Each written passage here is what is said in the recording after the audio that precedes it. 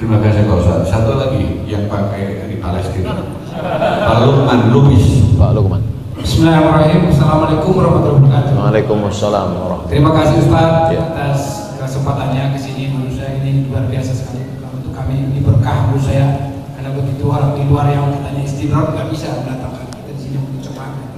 Amin. Saya panggil Pere aja karena saya Lubis. Bapak kata Bapak Ustaz Batubara. Oh, saya panggil ala kita sesudina. Ya, Oras. saya dari Madinah, Madinah. Ya. Ustaz, saya supaya jangan menjadi konfus atau supaya ditafsirkan mengenai tiga hal tadi yang sambil poinnya. Satu takdir, yang kedua tobat, yang ketiga cobaan. Di dalam Ustaz tadi mengatakan bahwa kita sudah ditakdirkan 50 tahun sebelum bumi dan langit diciptakan takdir kita. Tapi di Al-Quran juga dikatakan bahwa apapun yang kamu lakukan itu adalah karena akibat tanganmu sendiri. Lalu yang ketiga tadi saya mengatakan dengan tobat. Nah, pertanyaan saya, apakah kita ini, karena kalau Rasulullah atau Nabi-Nabi mungkin bisa cobaan, apakah kita ini bagaimana membedakan antara cobaan dan hukuman atau asal? Ya, karena saya seperti sendiri, insya Allah dari dulu karena saya orang kampung, dari dulu juga saya lulus perguruan tinggi, dulu juga dihembus kepala saya oleh Syekh Muhammad gitu. Insya Allah. Saya tidak pernah melakukan yang namanya maaf yang korupsi dan terbukti tidak ada uang pengganti, tidak ada korupsi. Dan saya malah bersyukur karena pada saat saya bisa kejaksaan juga luar biasa, makanan enak, masjid dekat, semua fasilitas enak. Cuma keluarga yang tidak siap. Di sini juga kayak kita udah beberapa kalinya haji, persis seperti Raudah di karpetnya. Saya malah bersyukur gitu. Jadi tolong Ustaz sampaikan ke kami bagaimana membedakan apakah ini kita cobaan atau asal dengan tadi adanya takdir itu, dan bagaimana kita untuk membersihkan, karena katanya ini hablum minas bukan hablumullah, dia bisa bertobat. Bagaimana supaya urusan hablum minas kalau memang ada kita bersihkan supaya ini menjadi kita bersih. Insya Allah. Assalamualaikum warahmatullahi wabarakatuh. Kalau tuan pakai celanalah celana yang necis. Kalau mau ingat tentang Palestina, maka pandanglah Pak Lubis. Jadi dua yang di ujung itu duluan. Habis itu baru duluan. Bagaimana cara confuse kami? Apakah ini karena perbuatan tangan kami? Padahal di dalam Al-Quran kata Pak Lubis ayat yang mengatakan karena perbuatan tangan manusia, zaharal fasadu fil barri wal bahri bima kasabat aydin nas, karena tangan sendiri. Tapi Ustadz tadi mengatakan sudah ada takdir tertulis di Lauhil Mahfuz 50.000 tahun sebelum Allah menciptakan langit dan bumi. Dan nanti kalau ini orang confused, menjawabnya juga pas ditanya jaksa, kenapa kau lakukan ini? Sudah tertulis di Lauhil Mahfuz, Pak. Kata jaksa, terbodoh aku jadinya, kata jaksa. Iya kan? Maka menjawab pertanyaan Pak Lubis ini ada ulama dari Suriah namanya Syekh Muhammad Said Ramadan Al-Buti, menulis satu kitab judulnya Al-Insan Bainal Musayyar wal Mukhayyar. Manusia ini ada kalanya dia bisa memilih dan ada kalanya dia tidak bisa memilih. Musayyar dia tak bisa memilih, mukhayyar dia bisa memilih. Kapan kita bisa memilih? Saya mau minum di dalam gelas atau minum dari botol, bisa milih atau tak bisa? Bisa. Saya milih dalam botol. Kenapa? Supaya saya tidak merepotkan orang cuci gelas. Saya minum dalam botol. Menjadi orang Mandailing Natal atau menjadi orang Bugis Makassar, bisa milih atau nggak bisa? Nggak bisa. Nggak ada dulu malaikat datang, kau mau jadi Lubis atau Nasution? Nggak ada. Makanya nggak boleh kita ejek orang karena sukunya, nggak boleh.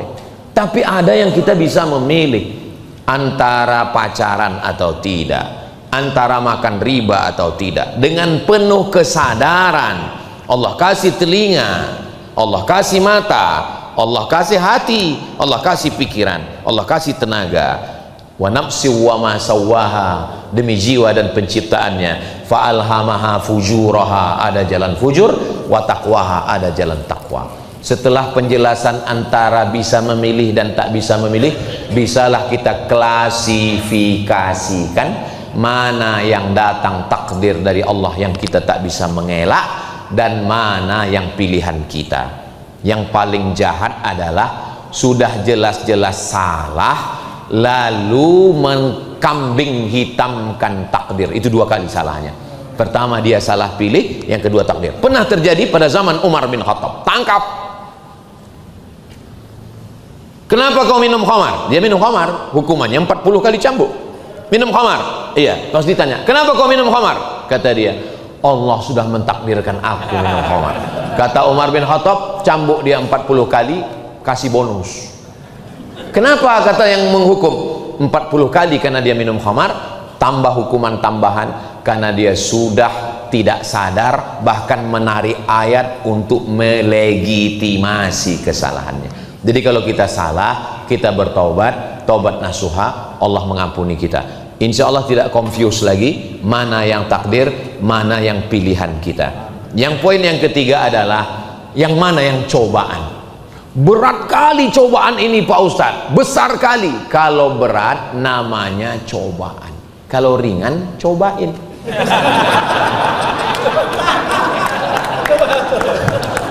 Coba tunjukkan ke saya siapa nabi yang hidupnya nggak ada cobaan. Nabi Adam cobaannya buah kuldi. Rabbana zalamna anfusana wa illam taghfir lana wa tarhamna lanakunanna minal khasirin. Menghadapi anak Habil dan Kabil. Nabi Ibrahim yang kita sebut namanya dalam salat, kama sallaita ala Ibrahim wa ala ali Ibrahim, kama barakta ala Ibrahim wa ala ali Ibrahim. Ibrahim lahir menghadapi ayahnya Azar, tukang buat berhala, menghadapi masyarakat menyembah berhala, menghadapi masyarakat menyembah bulan bintang, menikah dengan Hajar tak punya anak, menikah dengan Sarah tak punya anak, Hajar punya anak. Umur 86 tahun punya anak disuruh asingkan ke Makkah, berpisah dengan anak. Setelah anak, falamma balagha ma'ahu sa'ya, disuruh sembelih anak. Tidak ada hidup ini yang nggak ada cobaan. Semuanya penuh dengan cobaan. Cuman kadang kita menengok orang, enak kali kau ya, jalan sana, jalan kemari. Aku nggak bisa pergi. Kenapa? Karena aku kena cobaan, bisulku di sini. Lalu kata orang yang berdiri, kau nganggap aku nggak ada cobaan? Aku pun dari tadi jalan sana sini ini, aku berbisul juga. Di mana? Di sini. Kita ini sebetulnya punya bisul semua. Cuman kadang kita menengok orang tidak ada cobaannya, padahal semua cobaan. Suami baik, istri mak lampir. Istri baik, suami Dracula. Istri baik, suami baik, anak jahat. Anak soleh, menantu nyiblorong sundil bolong. Anak baik, menantu baik, suami baik, istri baik, tetangga repot. Jadi nggak pernah lepas kita. Kita hidup ini macam nyetir di jalan tol. Ini kayaknya kalau udah lewat truk ini selesai, ketemu truk yang lebih besar. Ini kayaknya kalau selesai truk ini selesai, ketemu mobil tangki yang ancaman kebakarannya lebih hebat. Sampai kapan berakhir? Sampai akhirnya malaikat maut mencabut nyawa, keluar ruh dari badan, dan kita semua dalam keadaan husnul khatimah. Selesaikah? Belum. Masih ada lagi yang lebih hebat dari jaksa. Marabbuka, man nabiyuka, ma qiblatuka, ma imamuka, man ikhwanuka. Selesai, nunggu sampai ditiupkan sangkakala, sampai akhirnya hari kiamat. Kita pun berdiri, innama amruhu iza arada syai'an ayaqula lahu kun fayakun, tegak berdiri di padang mahsyar, panas terik menunggu dapat syafaat. Belum lagi timbangan mizan, belum lagi hisab penghitungan amal, belum lagi titian siratal mustaqim, sampai akhirnya salamun qaulam mir rabbir rahim, barulah kita selamat karena bunyinya salamun, salam, selamatlah kamu. Itu maka baca Yasin 3 kali kita ulang, salamun qaulam mir rabbir rahim, salamun qaulam mir rabbir rahim, salamun qaulam mir rabbir rahim, barulah tenang di dalam surga. Mudah-mudahan kita semuanya masuk dalam keadaan tenang ke dalam surga. Selama hidup ini karangnya tajam, anginnya kencang, puting beliung, kapal pecah, dipukul ombak, diempas gelombang. Memang sudah begitulah hidup ini. Wala nabluwannakum bisyai'im minal khauf, takut, wal ju', lapar, wa naqsim minal amwal, kurang harta, wal anfus, mati, sakit, wa thamarat, kurang buah-buahan, paceklik, wa basyiris sabirin, berikan kabar gembira pada orang yang sabar. Siapa itu? Alladzina idza asabathum musibah, kalau mereka terkena musibah mereka berkata inna lillahi wa inna ilaihi raji'un. Kenapa ada orang Pak Ustadz yang buat haram, buat maksiat tapi hidupnya senang, tenang, kenyang, jabatannya tinggi? Itu bukan nikmat, itu namanya istidraj, azab yang tertunda. Dibiarkan Allah begitu-begitu supaya azabnya. Tapi kadang orang ini kalau kita kasih pengajian begitu, engkau dibuat Allah susah, sakit supaya kau bersih dari dosa. Ada orang yang dibiarkan Allah, itu namanya istidraj. Kalau gitu saya pilih istidraj aja lah Pak Ustaz. Ini bukan pilihan, bukan kita memilih ini. Menurut ilmu Allah, kau lebih baik azab di dunia. Sampai ada manusia ini tamshi alal ardi makanan alaihi khati'ah, dia berjalan di atas muka bumi ini tak ada dosanya sama sekali. Berdosa dia sedikit langsung dihapuskan Allah. Ma yusibul mu'min min nasabin wala wasabin wala saqamin wala syaukin, sakit, susah hati, gundah gulana sampai duri yang menusuk tapak kaki. Itu cara Allah menghapuskan segala silap salah dosa kita. Mudah-mudahan segala yang kita terima ini menghapuskan dosa kita dan mengangkat derajat kita insyaallah.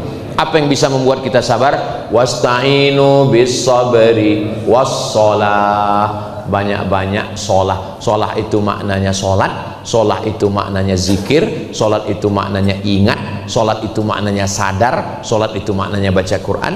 Maka kalau kita lakukan ini dengan penuh kesadaran, Allah yang akan meringankan dada kita. Banyak-banyak baca surat Alam Nashrah laka sadrak wa wada'na anka wizrak alladzi anqadha dhahrak wa rafa'na laka dzikrak fa inna ma'al usri yusra, inna ma'al usri yusra, fa idza faraghta fansab wa ila rabbika farghab. Yang melapangkan hati kita ini Allah. Buya Hamka menulis tafsir bukan di kamar pakai AC, laptop, komputer, ndak. Justru ditulisnya tafsir di tempat yang menurut orang dia akan stres dan depresi. Justru tafsirnya selesai. Seorang ditangkap di Mesir, dimasukkan ke dalam tempat yang sempit, sengaja tempat dia dibuat di bawah tanah yang pengap, cahaya hanya masuk dari lubang jendela, dan disitulah tempat pembuangan sampah yang busuk. Ditulislah tafsir dengan bahasa terindah di dunia, dengan karya tafsir aliran sastra. Nama tafsirnya Fi Zilalil Quran. Kertas-kertas yang ditulis cantik indah itu lolos dibawa oleh adiknya. Lalu kemudian adiknya membawa ke percetakan, dicetak. Tafsir Al-Quran ini yang baru beberapa lembar juz sampai ke Irak, dibaca oleh Presiden Irak. Cantik sekali bahasanya. Siapa yang nulis? Penulisnya sedang berada di dalam.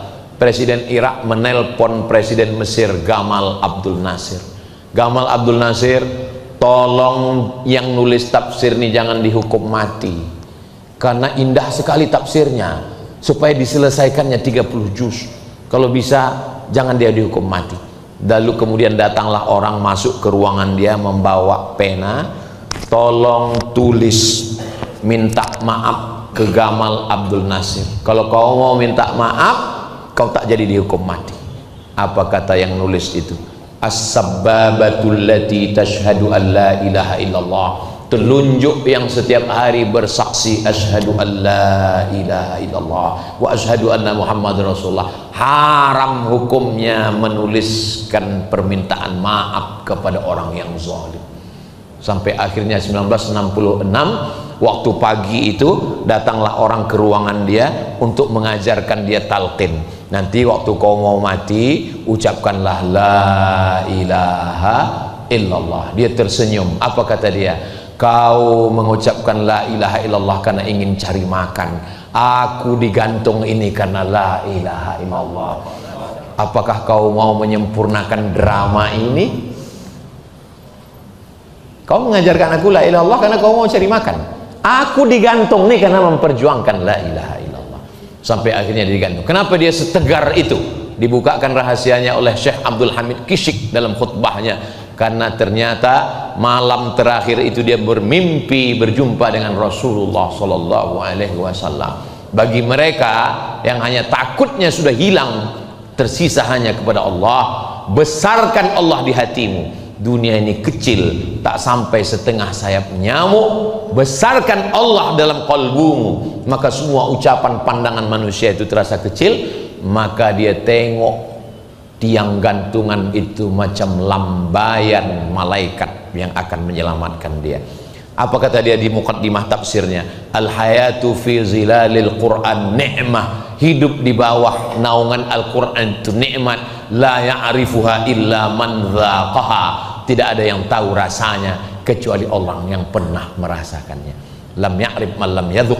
Jadi kita hidup ini adalah tentang masalah rasa. Ada orang yang tapi rasanya lepas karena Allah sudah menolong dia. Tak ada yang bisa menolong kita. Puncak daripada segalanya adalah ketika kita mampu mengatakan la haula wala quwata illa billah. Mudah-mudahan Allah menolong kita semua insyaallah. Amin ya rabbal alamin. Ala hadhihi niyyah al-Fatihah. A'udzubillahi minasyaitonir rajim. Bismillahirrahmanirrahim. Alhamdulillahirabbil alamin arrahmanir rahim maliki yaumiddin.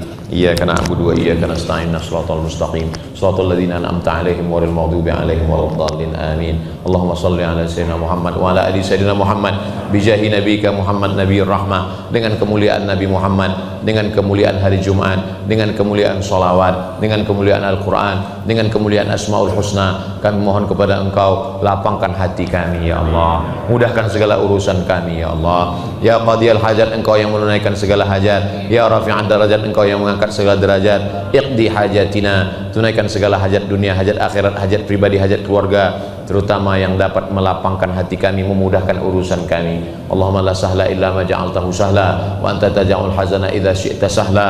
Ya man qada amran inna ma yaqulu lahu kun fayakun. Hasbunallahu wa ni'mal wakil, ni'mal maula wa ni'man nasir. Wala haula wala quwata illa billahil aliyyil azim.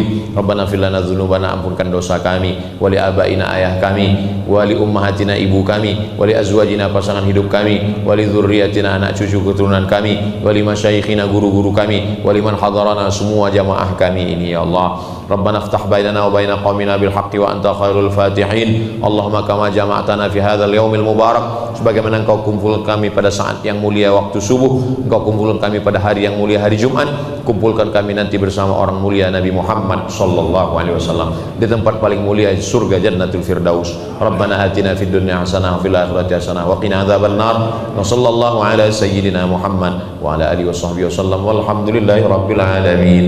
Taqabbalallahu minkum minna wa minkum taqabbal ya karim. Terima kasih atas segala perhatian. Mohon maaf segala kesilapan dan kekhilafan. Aku qauli hadza astaghfirullah li wa lakum. Saya tutup dengan pantun penutup. Menangkap puyuh di Bukit Selasih.